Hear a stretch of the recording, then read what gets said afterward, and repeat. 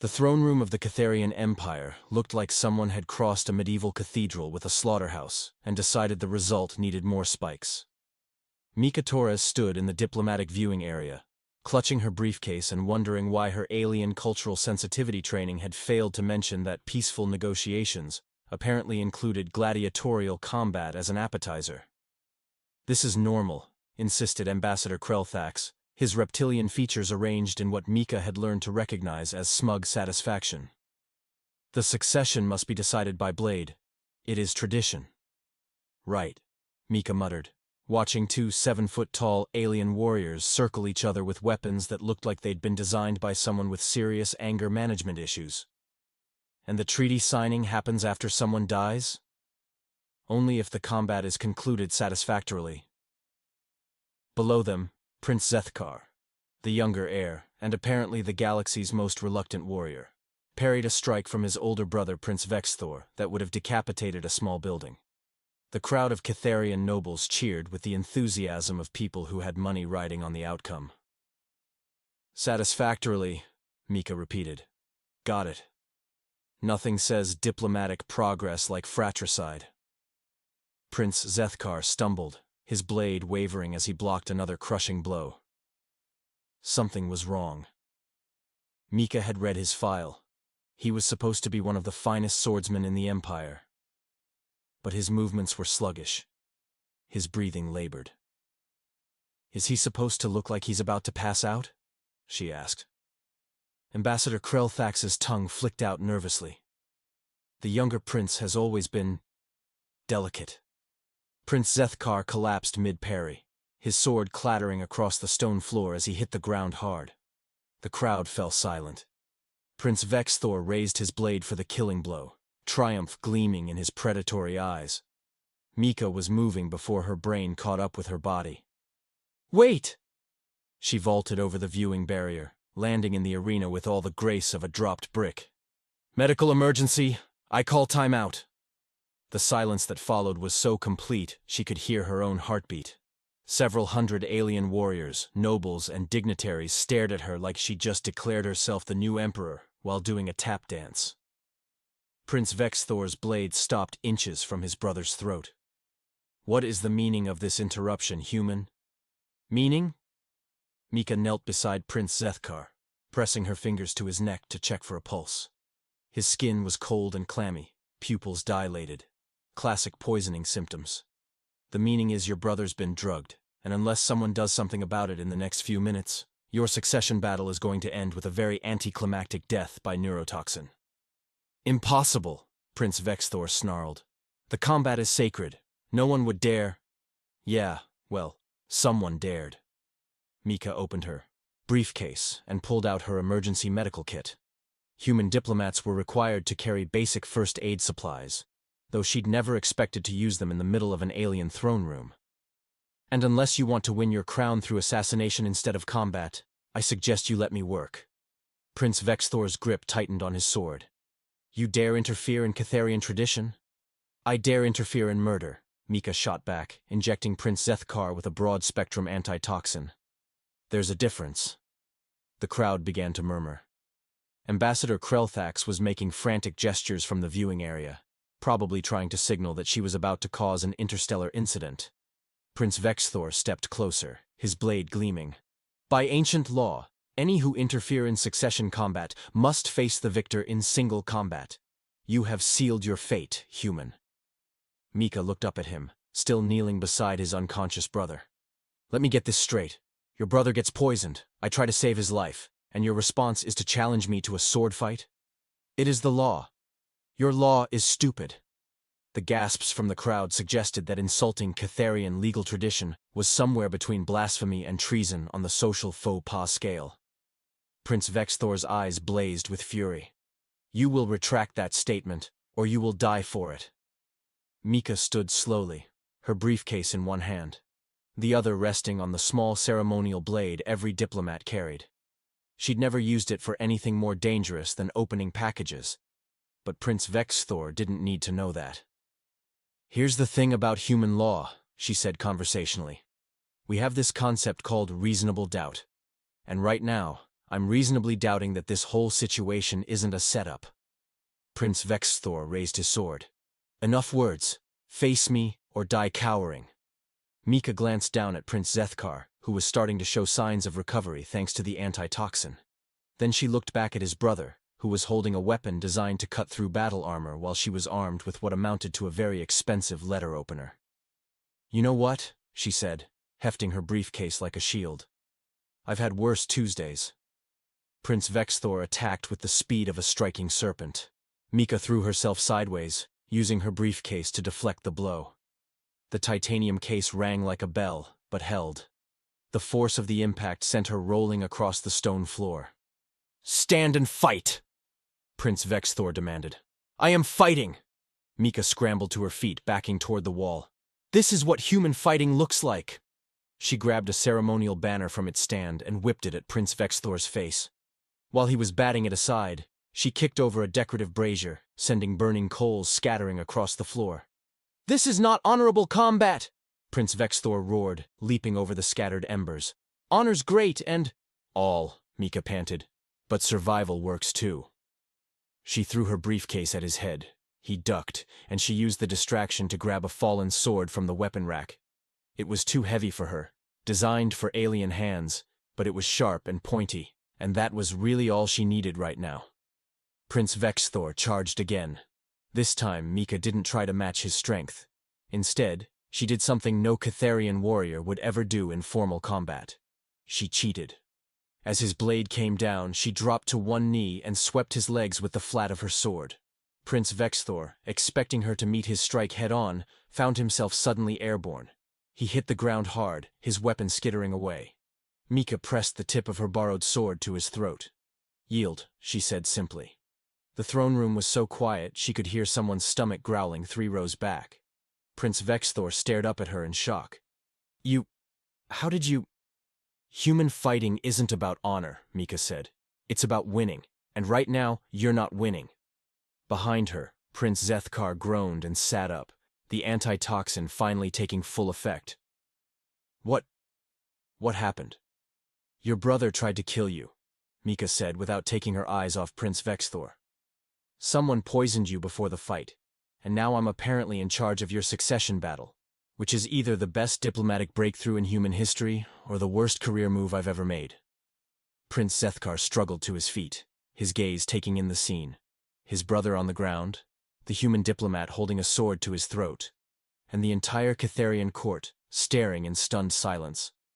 By the ancient laws, he said slowly, victory in succession combat grants the winner the right to claim the throne. Mika blinked. I'm sorry. What now? You have defeated the heir apparent in single combat. By law, you are now eligible to rule the Catharian Empire. The sword suddenly felt very heavy in Mika's hands. She looked around the throne room, at the hundreds of alien faces staring back at her with expressions ranging from shock to terror to what might have been admiration. That wasn't in the briefing, she said weakly. And then the palace alarm started screaming, because apparently someone had just declared war on the Catharian homeworld. The palace alarm sounded like someone was torturing a mechanical whale while simultaneously setting off every car alarm in a shopping mall parking lot. Mika kept her sword trained on Prince Vexthor while trying to process the fact that she'd apparently just conquered an alien empire by accident. What's with the sirens? She shouted over the noise. Prince Zethkar was checking a holographic display that had materialized from his wrist communicator. His face went through several shades of alien pale. The High Council has declared martial law. They're claiming the succession battle was invalid due to foreign interference. Foreign interference? Mika looked around the throne room, where Catharian nobles were either fleeing for the exits or dropping to their knees in what she really hoped was submission and not preparation for group prayer. I saved your life. Yes, but you also technically conquered our empire, Prince Zethkar pointed out with the kind of logic that made Mika wonder why she'd ever left Earth. The High Council is displeased. Prince Vexthor, still flat on his back with a sword at his throat, actually laughed. You fools. Did you think this was about succession? The council wanted us both dead. They've been planning this for months. Both of you? Mika's grip tightened on her sword. Why? Because we're too popular with the military, Prince Zethkar said grimly. A puppet ruler would be much easier to control. The throne room doors burst open, and a squad of Catharian palace guards rushed in, weapons raised. Their leader, a scarred veteran with more battle decorations than seemed physically possible, surveyed the scene with the expression of someone who'd walked into the wrong movie halfway through. By order of the High Council, he announced, all participants in the illegal succession battle are to be arrested for treason. Mika looked down at Prince Vexthor, then up at the approaching guards, then back at Prince Zethkar, who was looking remarkably calm for someone about to be executed for treason. You know, she said conversationally, I'm starting to think your political system has some serious design flaws. It's worked for 3,000 years, Prince Zethkar replied. Yeah, well, so did feudalism, and look how that turned out. The guard captain was getting closer, his weapon trained on her. Mika made a decision that would either go down in diplomatic history as brilliant, or get her court-martialed by 3 different species. She grabbed Prince Vexthor by his armor and hauled him to his feet, keeping her sword at his throat. Hostage situation, she announced cheerfully. Everyone stays calm, nobody gets stabbed, and we can work this out like civilized beings. The guards stopped advancing, clearly confused by the concept of a human diplomat taking an alien prince hostage while discussing civilization. You cannot take a member of the royal family prisoner, the guard captain protested. Watch me, Mika said. Prince Vexthor here was just explaining how the High Council wanted both brothers dead. That makes this a conspiracy to commit regicide, which I'm pretty sure violates about 17 different interstellar laws. The human speaks truth, Prince Zethkar added, moving to stand beside her. The poison in my system was Velthari extract. It can only be obtained from the Council's private reserves. Prince Vexthor, apparently deciding that being held hostage was preferable to being executed for treason, nodded vigorously. The Council approached me months ago. They promised me the throne if I eliminated my brother during the succession battle. And you agreed? Prince Zethkar sounded more disappointed than angry. I was to be a figurehead, Prince Vexthor admitted. The Council would hold the real power. I realize now I was as expendable as you. Mika kept her sword steady while her mind raced through the implications. So let me get this straight.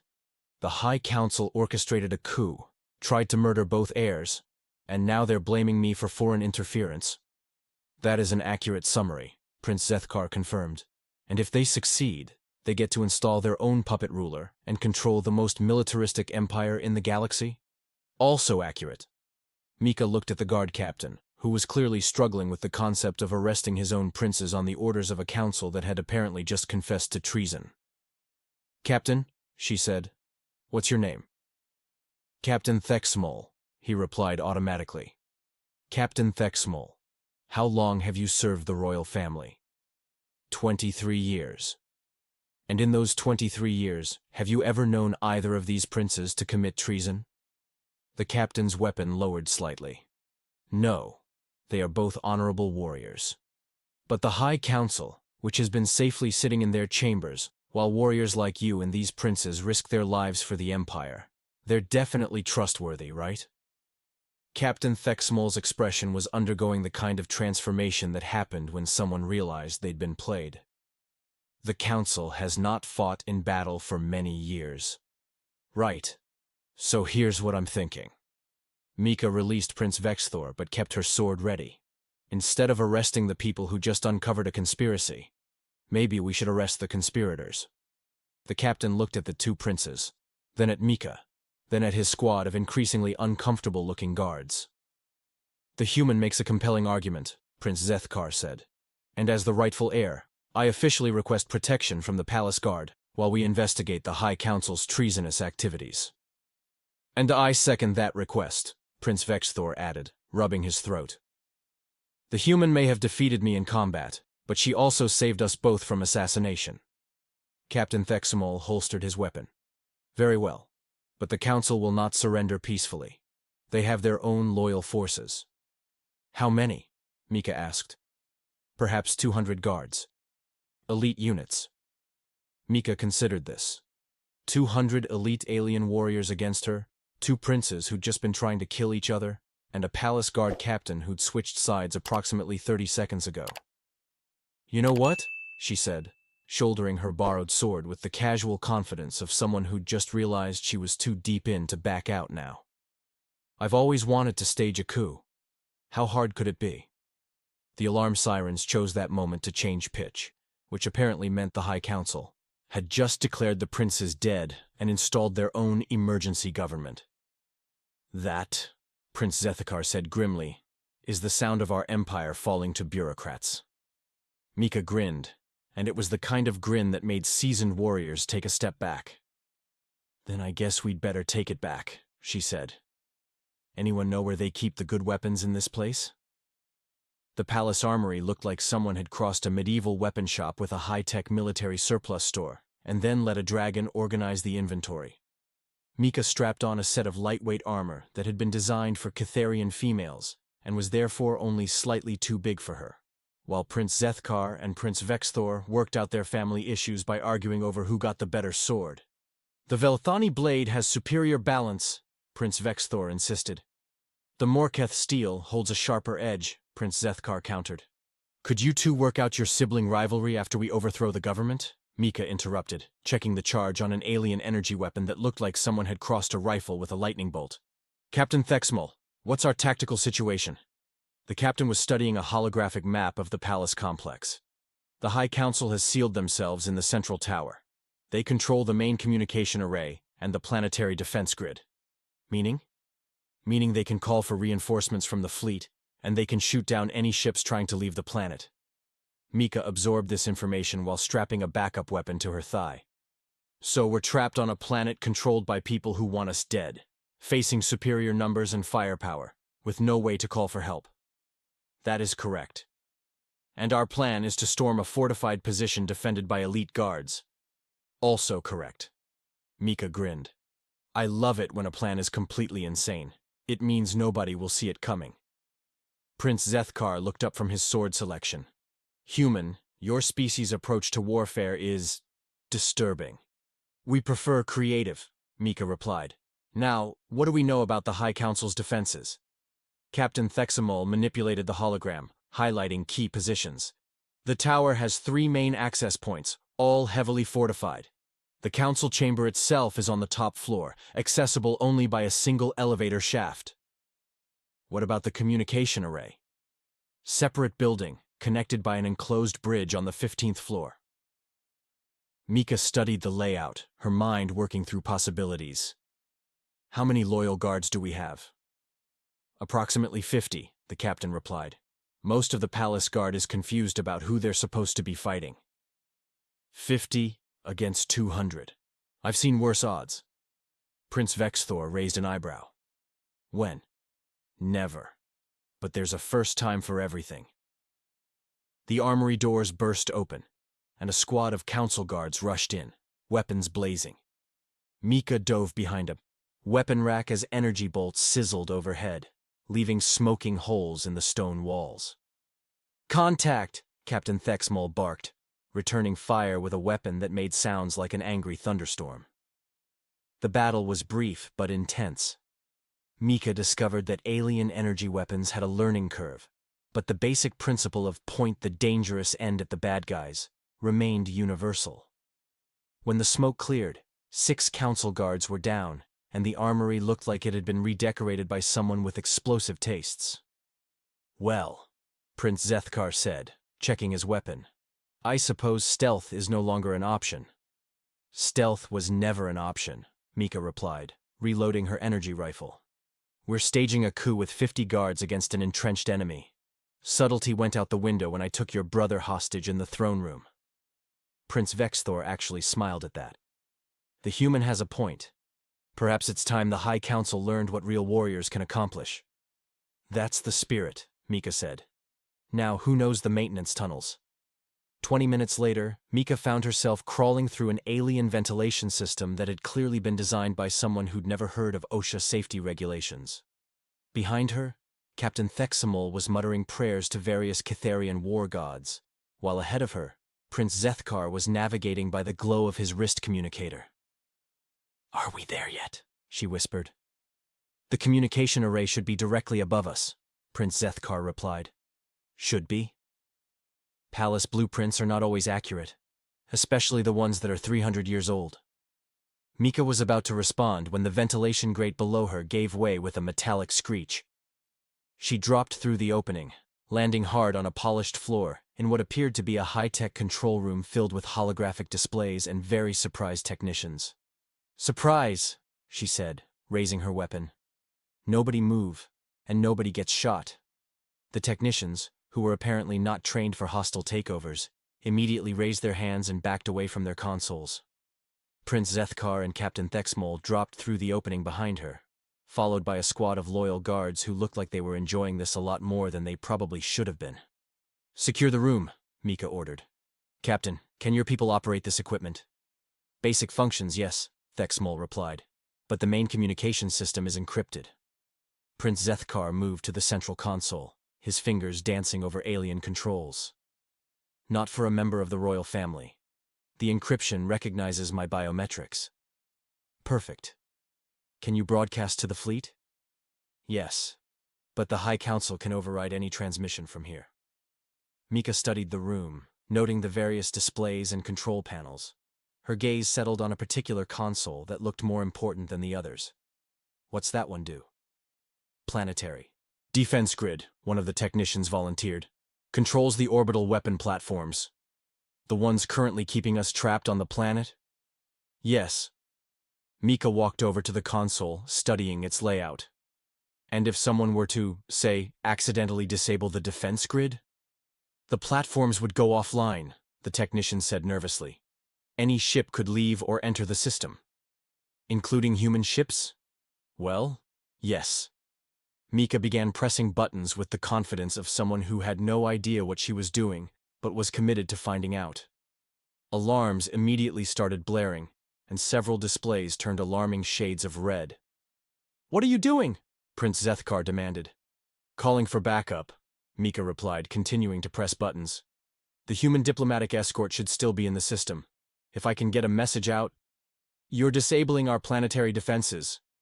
Temporarily, probably. The High Council will never forgive this. The High Council is trying to kill us. I think we're past worrying about forgiveness. The main display flickered, then resolved into the image of a gruff-looking human in a military uniform. Captain Rex Holloway of the UES Determination looked like he'd been having a very long day. Mika, what the hell is going on down there? We're reading weapons fire and some kind of government collapse. Hi Rex, Mika said cheerfully. I may have accidentally started a revolution. Any chance you could provide some tactical support? Captain Holloway's expression went through several interesting phases. Define tactical support. Well, there's this tower full of treasonous bureaucrats who need to be arrested, and they have about 200 elite guards. And you want me to what exactly? Just make a show of force. Maybe hover over the palace looking intimidating. You're good at that. Mika, I can't intervene in an alien civil war. The diplomatic corps would have my head. It's not a civil war, Mika protested. It's a legitimate government action against a conspiracy to commit regicide. I'm technically acting under the authority of the rightful heir to the throne.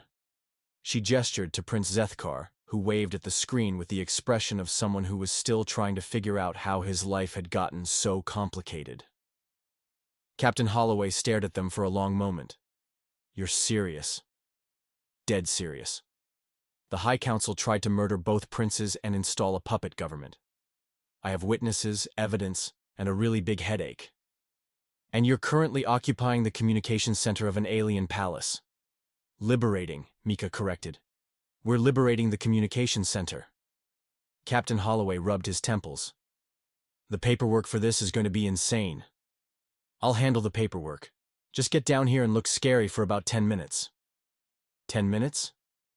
That's all I need to finish overthrowing the government. The connection went silent for a moment. Then Captain Holloway sighed the sigh of a man who'd been in the military too long to be surprised by anything. ETA 5 minutes. Try not to conquer anything else before I get there. No promises, Mika replied, cutting the connection. Prince Zethkar stared at her. You just summoned a human warship to support our coup. Technically, I summoned a human diplomatic escort to provide security during a legitimate government transition. Is there a difference? Mika grinned. Not really. But it sounds better in the official report. Through the communication center's windows, they could see the High Council's tower in the distance. Emergency lights were flashing, and she could make out figures moving behind the reinforced windows. They know we're coming, Captain Thexmol observed. Good, Mika said, checking her weapons one more time. I'd hate for this to be too easy. Prince Vexthor, who had been unusually quiet during the assault on the communication center, finally spoke up. Human, he said. Why are you doing this? You could have simply left when the succession battle was disrupted. Why risk your life for our empire? Mika considered the question while watching the approaching lights of Captain Holloway's ship through the window. Because, she said finally, someone tried to poison a kid to steal a throne. And where I come from, we don't let that slide. The UES determination settled into a hovering position above the palace, its weapon ports clearly visible and its engines casting an ominous glow across the courtyard. Besides, Mika added, I've always wanted to see what happens when you mix human diplomacy with alien politics. And what do you think will happen? Prince Zethkar asked. Mika shouldered her rifle and headed for the door. Chaos, she said cheerfully. Lots and lots of chaos. The High Council's tower looked like it had been designed by someone who thought intimidating fortress was an architectural style. Mika crouched behind a decorative fountain that had been carved to resemble some kind of predatory alien bird, watching council guards patrol the main entrance while Captain Holloway's ship cast ominous shadows overhead. They've barricaded all 3 entrances, Captain Thexmol reported. Heavy weapons, force fields, the works. What about the elevator shaft? Mika asked. Sealed and guarded. They're not taking any chances. Prince Zethkar studied the tower through a pair of military binoculars. The council chamber has reinforced windows, but they're not blast-proof. If we could get a clear shot. We're not blowing up the government, Mika interrupted. That would be bad diplomacy. You're staging a coup, Prince Vexthor pointed out. I think we're past good diplomacy. There's a difference between overthrowing a corrupt government and committing terrorism. One looks good in the history books, the other gets you court-martialed. Mika's comm device crackled to life. Mika, this is Rex. I've got eyes on the tower. You want me to knock on their door? Negative. Just keep looking scary. I've got a better idea. She turned to the 2 princes, who were watching her with expressions that suggested they were beginning to understand why humans had a reputation for unpredictability. How do you feel about making a public address? To whom? Prince Zethkar asked. Everyone. The whole planet. Maybe the whole empire. Prince Vexthor raised an eyebrow. The High Council controls all communication channels. Not all of them. Mika pulled out her diplomatic communicator, a device designed to punch through interference and reach human ships in orbit. Rex, patch me through to the planetary broadcast network. I can't hack alien communication systems, Mika. You don't need to hack them. You just need to override them. Broadcast on all frequencies, maximum power. Make sure everyone on the planet can hear this. That's going to cause some interference with local systems. That's the point. A moment later, every screen, communicator, and holographic display on the planet flickered and displayed the seal of the United Earth Diplomatic Corps. People of the Catharian Empire, Mika began, speaking directly into her communicator while standing in full view of the tower. This is Ambassador Mika Torres of the Terran Federation. I'm here to inform you that your High Council has committed treason against your rightful rulers. Through the tower's windows, she could see figures moving frantically, probably trying to cut her transmission. Earlier today, Prince Zethkar was poisoned during the succession battle by agents of the High Council. Their plan was to eliminate both heirs and install a puppet government under their control. She gestured to the 2 princes, who stepped into view of the cameras Captain Holloway was undoubtedly using to broadcast this across the planet. Both princes are alive and well, thanks to quick medical intervention and the loyalty of the Palace Guard. However, the High Council has declared martial law and is attempting to seize control of your government through force.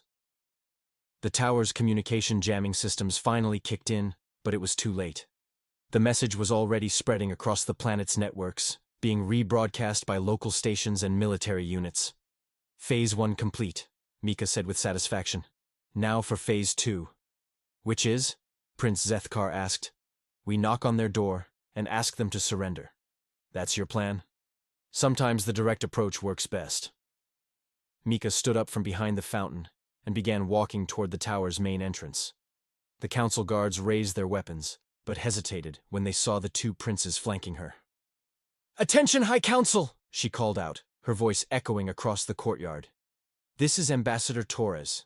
You're surrounded, your coup has failed, and the entire planet knows what you've done. I'm offering you one chance to surrender peacefully." A voice boomed from speakers mounted on the tower. "Human, you have interfered in affairs beyond your understanding. Withdraw immediately, or face the consequences." "I tried the polite approach," Mika muttered. Then louder. "I'm afraid I can't do that. You see, attempting to assassinate alien royalty while a human diplomat is present falls under the Interstellar Criminal Code, Section 847, Crimes Against Diplomatic Personnel. That makes this a human jurisdiction matter." "You have no authority here." "Actually, I do. Prince Zethkar, as the rightful heir to the throne, do you formally request assistance from the Terran Federation in dealing with this treasonous conspiracy?" Prince Zethkar stepped forward. "I do so request." "And Prince Vexthor, as a witness to the conspiracy, do you confirm this request?" "I confirm it." Mika smiled up at the tower. "Gentlemen of the High Council, you are now under arrest by Joint Terran-Catharian Authority. Please exit the building with your hands visible and prepare to be processed." The response was a barrage of energy weapon fire from the tower's defensive positions. Mika dove for cover as the courtyard erupted in explosions and flying debris. "I think that was a no," Prince Vexthor observed from behind a chunk of masonry. "Their choice," Mika replied, activating her comm. "Rex, they declined the offer to surrender. Permission to demonstrate why that was a bad decision." "What do you have in mind?" "Nothing too dramatic. Just disable their weapons and maybe knock out a few walls. Try not to kill anyone if you can help it." "Copy that. Stand by for precision bombardment." The UES Determination's weapons lit up the sky. Precisely targeted energy beams struck the tower's defensive positions, reducing them to smoking craters while leaving the main structure intact. The barrage lasted exactly 30 seconds, but it was 30 seconds that completely changed the tactical situation. When the smoke cleared, the tower's defenses were gone, its communication jammers were offline, and several large holes had been punched in the lower floors. "Attention, High Council," Mika called out again. "That was a demonstration. The next one won't be so gentle. Last chance to surrender." This time the response came in the form of a white flag appearing in one of the upper windows. "Much better," Mika said. "Captain Thexmal, secure the building. Princes, you're with me. Time to meet the former government." The elevator to the council chamber had been restored to working order by the simple expedient of Captain Holloway's engineers threatening to blow it up if it didn't cooperate. Mika rode up with the two princes, Captain Thexmal, and a squad of very satisfied-looking palace guards. "So," Prince Zethkar said as they ascended, "what happens now?" "Now we sort out the mess," Mika replied. "You become emperor. Your brother probably gets some kind of important advisory position, and the High Council gets to explain their actions to a very unsympathetic tribunal. And you?" Mika considered this. "I write a very interesting report and hope my superiors don't decide to transfer me to somewhere with less political intrigue." "Such as?" "A black hole research station. Those are usually pretty quiet." The elevator doors opened to reveal the High Council chamber. A circular room dominated by a massive conference table where 12 very unhappy-looking Catharians sat with their hands folded and their expressions ranging from defiant to terrified. "Gentlemen," Mika said pleasantly, "thank you for agreeing to meet with us. I believe you know Prince Zethkar and Prince Vexthor. I'm Ambassador Torres, and I'll be handling your extradition proceedings." "Extradition?" The lead counselor, an elderly Catharian with elaborate ceremonial robes, rose to his feet. "You cannot remove us from our homeworld. We are citizens of the Empire." "You were citizens," Mika corrected. Now you're war criminals. There's a difference. This is outrageous.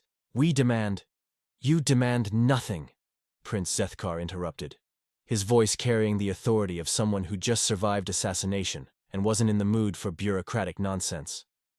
You conspired to murder the royal family and seize control of the government. Under Catharian law, that's treason. The penalty is death. The councillors went very quiet, very quickly. However, Prince Zethkar continued, the human ambassador has suggested an alternative.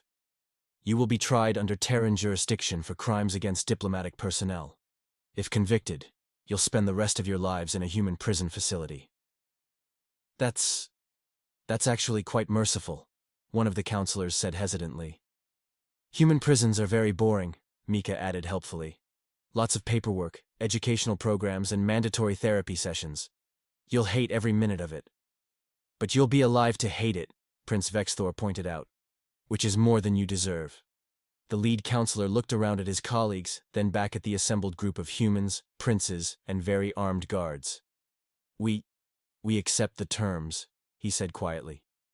Excellent, Mika said, pulling out her diplomatic tablet. Captain Thexmal, please escort our guests to the detention facility. I need to file some paperwork. As the former High Council was led away, Prince Zethkar turned to her. Ambassador Torres, I cannot adequately express the debt the Catharian Empire owes you. You saved not only our lives, but our entire government. Just doing my job, Mika replied, though she was smiling. Though I have to admit, this wasn't exactly what I expected when I signed up for diplomatic service. What did you expect? Boring trade negotiations and cultural exchange programs. Maybe the occasional formal dinner with alien dignitaries. Prince Vexthor laughed. Instead, you got a revolution. Instead, I got an education, Mika corrected. Turns out human diplomacy works pretty well when you combine it with alien politics. Who knew? The galaxy, apparently, Prince Zethkar said, gesturing toward a holographic display that was showing news reports from across the sector. Word of what happened here is spreading. Other species are requesting human diplomatic advisors. Mika looked at the display, watching as reports of the Catharian incident scrolled past in a dozen different languages. Requesting human advisors for what? Government reform, anti-corruption investigations, political restructuring? Prince Zethkar paused. It seems the galaxy has decided that humans have a talent for fixing things. Fixing things? Overthrowing corrupt governments, exposing conspiracies, generally making life difficult for anyone who thinks they can get away with abusing power. Mika stared at the news reports, watching as species after species formally requested human involvement in their political processes. You know, she said slowly, I think I may have accidentally started something. What kind of something? Prince Vexthor asked. Mika grinned, and it was the kind of grin that had been making alien governments nervous for the past 6 hours. The kind of something that's going to make the next few decades very interesting for everyone involved.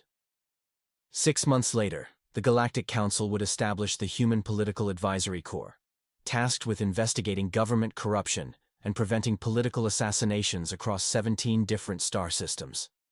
The program's motto, suggested by Ambassador Mika Torres, was simple. We're here to help, whether you want us to or not. And somewhere in the depths of space, corrupt officials and would-be tyrants began having very bad dreams about humans with briefcases and an alarming tendency to ask uncomfortable questions at the worst possible times. The galaxy would never be quite the same.